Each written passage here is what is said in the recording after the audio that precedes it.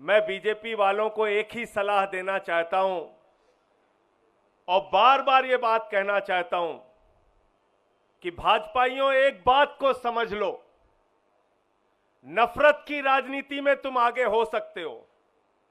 झगड़ा कराने की, दंगे फसाद कराने की राजनीति में तुम आगे हो सकते हो, भाई को भाई से बांटने की राजनीति में तुम आगे हो सकते हो, लेकिन जब लड़ने की बारी आएगी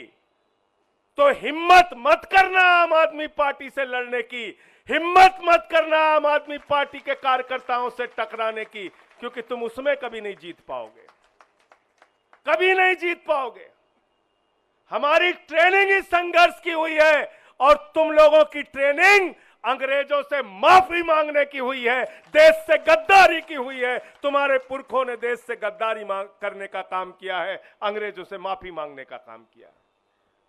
इसलिए लड़ने के काम में कभी चुनौती मत देना, कभी आम आदमी पार्टी को नहीं झुका सकते,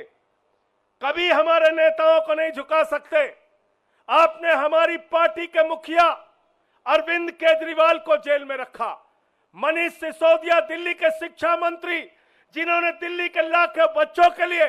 दिन रात काम किया, उनको 17 महीने तक जेल में रखा। मैं देश के प्रधानमंत्री से पूछना चाहता हूं, इन 17 महीनों का हिसाब कौन देगा? मनीष सिसोदिया के परिवार ने जो 17 महीने प्रताड़ना झेली, मानसिक रूप से, शारीरिक रूप से, उसका हिसाब कौन देगा? मनीष सिसोदिया ने खुद जेल में रह के जो यातना झेली, उसका हिसाब कौन देगा? भाजपाई कहते हैं सिर्फ जमानत ही तो मिली है, सिर्फ जमानत ही तो मिली है। मैं दिल्ली के लोगों आपसे हाथ जोड़ के कहना चाहता हूं, चुनाव का परिणाम जब आए और बीजेपी के लोग चिल्ला के कहें मेरी जमानत जब्त हो गई, मेरी जमानत जब्त हो गई, तो आपको एक ही बात कहना है, सिर्फ जमानत ही तो जब्त हुई है, सिर्फ जमानत ही तो जब्त हुई है, सिर्फ जमानत ही तो जब्त हुई है, सिर्फ जमानत ही तो जब्त हुई है। ये काम आपको करना है, ये काम करना है साथियों। और अगर